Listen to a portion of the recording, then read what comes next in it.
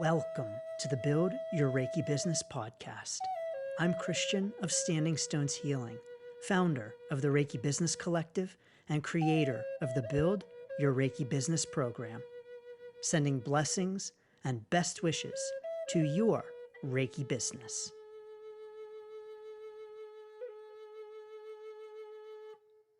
Greetings, welcome, and thanks so much for tuning in to this week's episode of the Build Your Reiki Business podcast. It's Christian, so honored to have you here. So thanks so very much for joining me. In this week's episode, we're talking about Reiki scams. Yes, indeed, scams in the Reiki industry that you will want to watch out for, whether you are a practitioner or a client.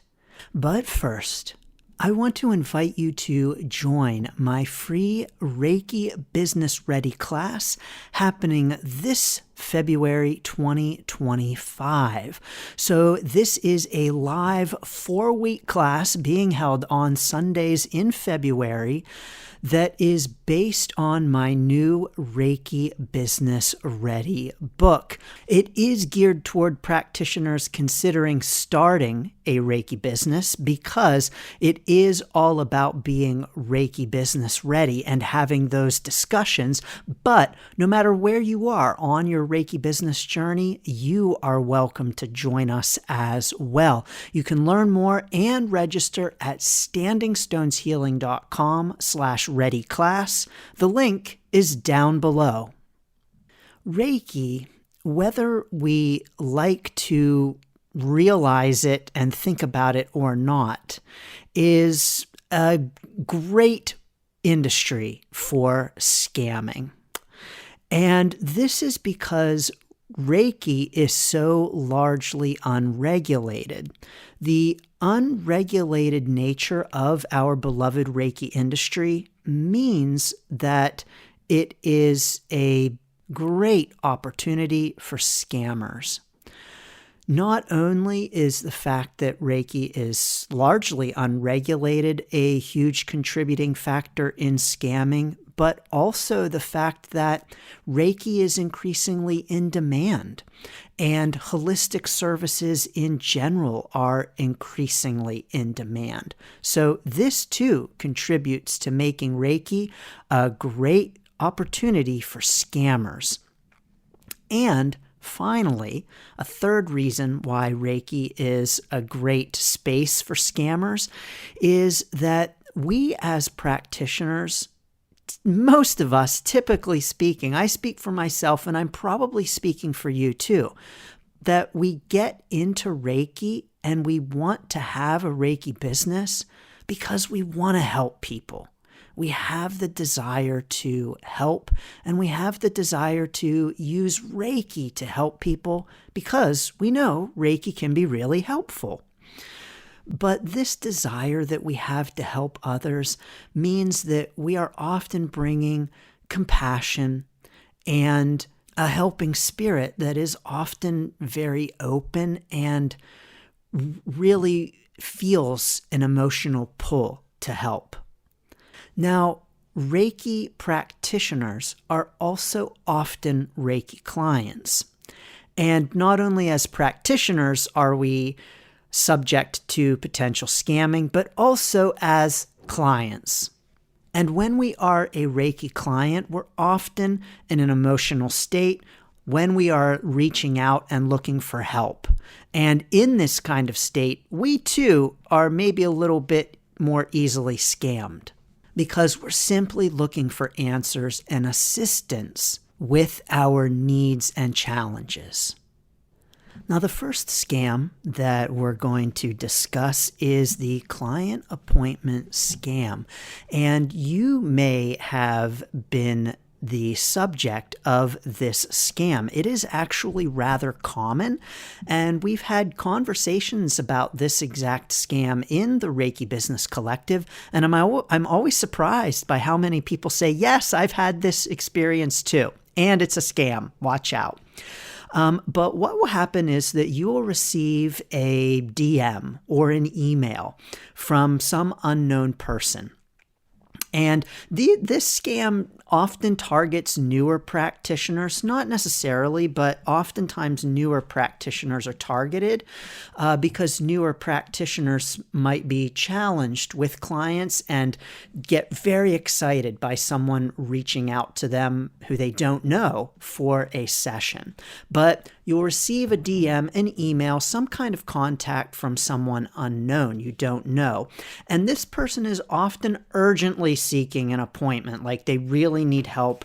They really are having a challenge and they really need a session. Oftentimes they will want to book multiple sessions. Oftentimes they will want to book for family members as well. So they'll say, I want to book a session. Oh, and I want to book a session for my whole family too. And then they will send you payment. So let's say that your session fee is $100. Well, they will want to send you payment in a different kind of way. Maybe they'll want to send it by a check or a bank transfer or a credit card. Unbeknownst to you, these are fraudulent. So it's a fake check, it's a fraudulent bank transfer, it's a fake or stolen credit card. And then they will accidentally overpay. Quote, accidentally overpay. So if your session costs $100, they will, oops, I paid $300 and reach out to you. Oh no, I'm so sorry. I paid $300. I meant to pay $100. It was an accident. And oh, I really need you to refund that money for me right now. I can't believe I accidentally spent the money that my family was going to use for my kids' braces or whatever. And I really need that money right now. So they ask for a refund before the fraudulent payment has even cleared. And they ask for a refund like immediately through other means. So a different way than they paid. And this different way is usually like a peer-to-peer payment, so something like Zelle or Cash App, that once it's done, it's done. And when you do this, so when you refund the money, because of course you don't want to take someone's money who accidentally overpaid, of course you don't want to take more than what you are asking for a session. Of course you are an honest practitioner with integrity, and of course you're not going to knowingly keep someone's money who didn't mean to overpay you. Of course, because you're a good person, you're a good practitioner, you have compassion, and you're trusting too. And so you go ahead and you refund that extra amount, that, $200. Well, that goes through, they get the $200, but guess what? You don't get the $100 that you are supposed to be paid because that transaction never clears. It's flagged as fraudulent. The check bounces. It's taken back because it was not a legit payment to begin with. And now you are out that $200 and you didn't get the $100 for the session anyway. And so you have just been scammed.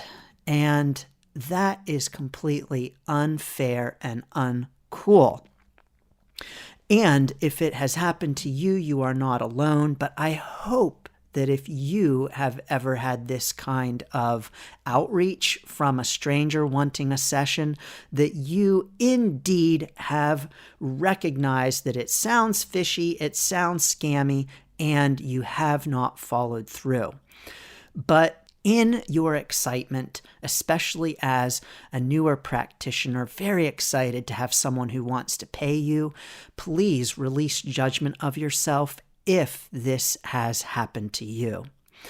There are a few ways that we can protect ourselves from this kind of scam. First, always, let's just have a skeptical mind. Skepticism is not such a bad thing. And if someone is reaching out wanting to pay us for a bunch of sessions and we don't know them, it's okay to be skeptical for sure. But the first thing that we can do to protect ourselves is by setting up payment through our calendar or our scheduler that automatically only charges the amount for the session. And so if someone wants to book a session with you, they reach out, I really want to book a session. Great. Here's the link to get on my calendar to pay and get on my calendar at the same time. And so they are going through the established method of paying and getting on your calendar at the same time. If you don't have a calendar set up and you accept payment outside of a calendar system, that's okay. But I encourage accepting payment only through established means that you trust. And so setting up your payment processors and only accepting payment in those ways, so that if someone wants to pay you in a different kind of way, like through a direct bank transfer, for instance, you can let them know, thank you very much, but I only accept payment through X, Y, and Z. And so here are the ways that you can pay me. And if you need to issue a refund, to be issuing a refund only through your payment processors and the system that you use, and not by another means. So that if someone overpays you through your processing system, let's say they overpay you via PayPal, you accept money via PayPal, that you are only issuing a refund via PayPal through your established and trusted payment processors, and not through some other system that the client wants to get payment/refund through. I had an experience where one of my friends, not a friend, but one of my followers, someone I had connected with and was in touch with here and there through social media, so not someone I really knew, but this person reached out to me with a very urgent message telling me that they were in a really rough spot. They really needed Reiki, and would I please send Reiki, and here's payment. And it was very uncharacteristic for this person. My spidey sense was really going off on this message, and something was not right. I was not sure that it was even that person. I was really concerned that their account had been hacked and that it wasn't actually them, especially since they were offering to pay me through some strange means that I had never accepted payment through before. And so I said to them, it's okay. Yes, I'm happy to send you Reiki, but I don't accept payment in this way. And I said, I'll send you Reiki, no problem. During my meditations this evening, I'll send Reiki. It's fine, no problem. But I cannot accept payment in this way. I do not accept payment in this way. To me, it seemed fishy and scammy. I did find out and realize later that their account had not been hacked. It actually was them. And yes, they were interested in paying me for sending them Reiki, but because it was not a payment method that I was familiar with or that I felt comfortable with, I simply said no. And maybe I did miss out on some payment, but with the amount of information I had, I felt that it was the best choice for me. And quite frankly, it was not very hard for me to send Reiki for a few minutes during my evening meditations. But this brings up common scam number 2, which is the fake profile scam. When someone either hacks into someone's account and starts messaging their friends seeking money, or the profile has been hijacked. Now, I see a difference between these. Hacking is when someone actually gets into your real account and sends DMs and conducts activity as you in your actual account. I did have this happen a couple of years ago where one of my friends, someone I did know actually, had contact with in person, was a fellow practitioner. I knew, I was familiar with them and their work, and they reached out to me one day in dire straits, seeking money, asking for money, please. They really needed it. Well, I knew that this was out of character for this person. I knew that this is not something this person would do. And I knew that this was fake. And I said so to the person. I said, this doesn't sound like you at all. I know better.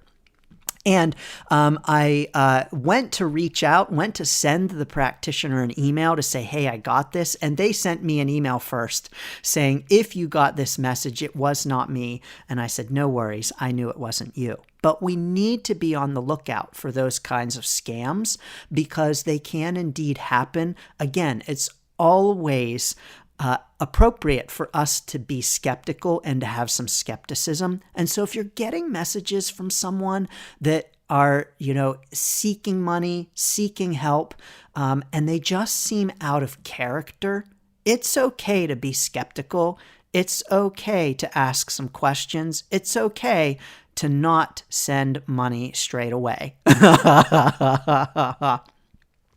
But hijacking is when someone creates a profile that they purposefully create to make it look like it's you.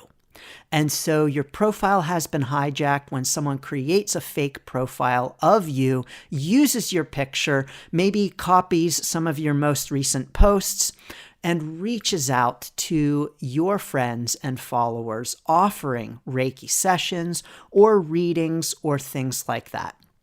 Oftentimes, these hijacked profiles are going to try to sound like you, but they don't. So like, for instance, I've had my followers and friends who have received messages from, quote, me that are like, okay, love, I feel drawn to you. I'll pick a card for you. And it's like, maybe I'll say like blessings all the time, but I'm not going to say things like, hello, love. I'm drawn to you today. So just know that if you're receiving conversation, if you're receiving messages that just don't sound like the person, to do your due diligence and make sure that it is indeed them first. But if someone is DMing you, telling you that they feel drawn to you, you absolutely can decline. Especially if someone is reaching out telling you that you have a curse that needs clearing, or bad energy that needs removing, or some other scammy thing like that. This is, of course, something that can and unfortunately does happen, even outside of social media DMs, where let's say you go to a practitioner and you have a session with them, and after the session they say, your chakras are really blocked and you're going to need another session to clear that. Now, I do chakra clearing. That's an extra charge. And so I'd be happy to do that for you. And that's going to be another $300 or something like that. So maybe you might have an initial session that is free or even very low cost. But then at the end of their session, they're saying, well, we've got some real work to do here. And wow, you're going to need to come back in and you're going to need to schedule another session for an energy clearing, a curse removal, or whatever other thing that's going to sound really scary and that's going to make us feel like, oh my gosh, we need to book because something's really wrong, and to pay that extra, often exorbitant amount. Now, another scam is the charge back abuse. So when you have a legitimate session with a client, you do your thing, they pay you, all seems to be great, and then they do a chargeback on the session. So they contact their payment processor, their credit card company, PayPal, whatever. They dispute the charge. They say either it never happened or that they're not happy with the service, but they open up a dispute on the charge. This can happen even to legitimate practitioners. Absolutely it can. And so it doesn't mean that you've done anything wrong.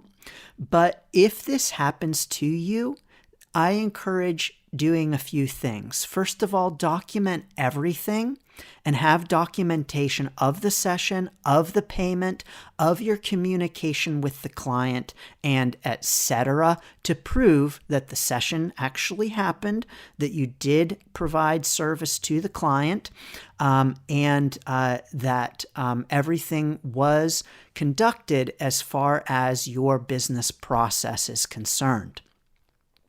Also have clear terms and have a clear agreement from the client to the terms. And so in your terms, having the statement that all sales are final, whatever else that you put in your terms, making sure that they're very clear and that the client agrees to them beforehand. And if you have a chargeback, a dispute, you can dispute the dispute.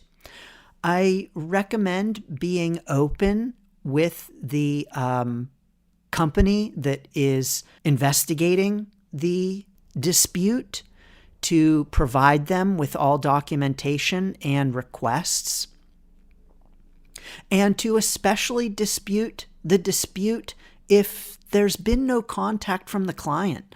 So sometimes we can legitimately have clients who aren't happy. Clients or students, whatever it might be, we can have people who legitimately aren't happy with the service. And that's a part of being a business owner, is that potential. But when that happens, we will oftentimes have a client who reaches out to us directly rather than simply disputing the charge. If you have a client who is not expressing their displeasure or desire for a refund or any other concerns to us directly, and they're instead just going straight to their credit card company, then that's definitely cause for pause and concern and something to communicate to the payment processor about. And finally, you may run into an energy exchange scam. And this is from people who really do want a Reiki session, but they don't want to pay. And they maybe want to seem like they are open to bartering and open to some kind of energy exchange, but really they just want to take the session and run. And this may come in the form of, oh, please, anybody give me free Reiki and I'll do this in exchange for a review. That's my energy exchange. Now, this isn't always a scam. This isn't always something to run away from, but it can and does happen. And so it's just important to be aware that if someone says they want to trade or barter or do an, quote, energy exchange, personally, that phrase always is a flag for me. I'm not a fan of the term energy exchange, and I'm always a little wary when anyone uses that term. Just my personal opinion. But this can be legit. And so just because someone says that they will offer a review in exchange for a session doesn't mean that they actually won't. But it's important to just be aware that this can happen as a scam. The important thing is to be very clear on the terms and to have discussions beforehand and to have an agreement on the review that they will provide, by when they will provide it, how they will provide it, and all of the etc. details. But I will say that people can offer to write a review for you in exchange for a session and then just forget. Life gets in the way, things get busy, and they just don't.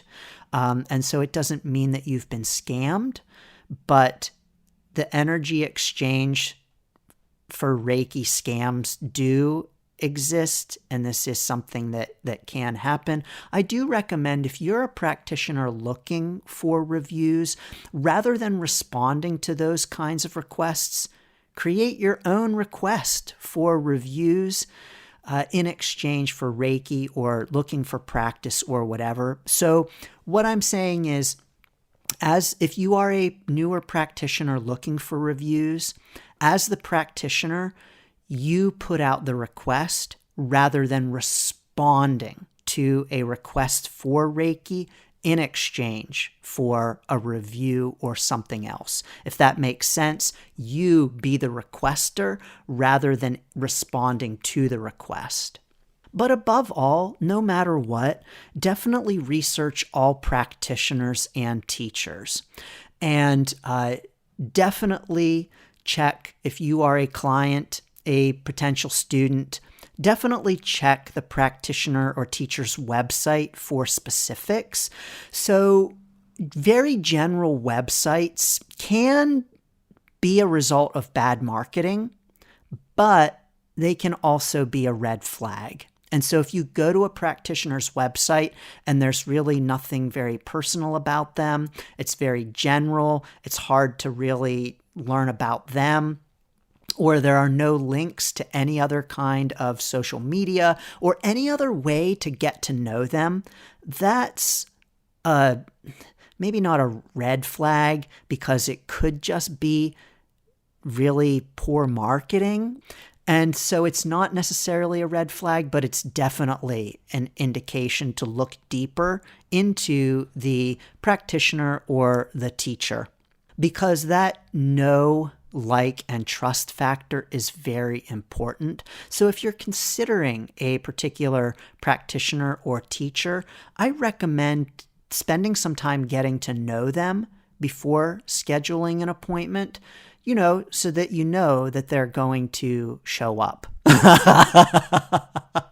and not just take your money and run, which can indeed happen, especially because, as I mentioned, Reiki is so largely unregulated.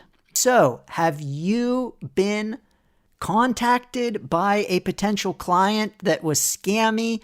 Have you seen Reiki scams out there? What are the Reiki scams that you have seen?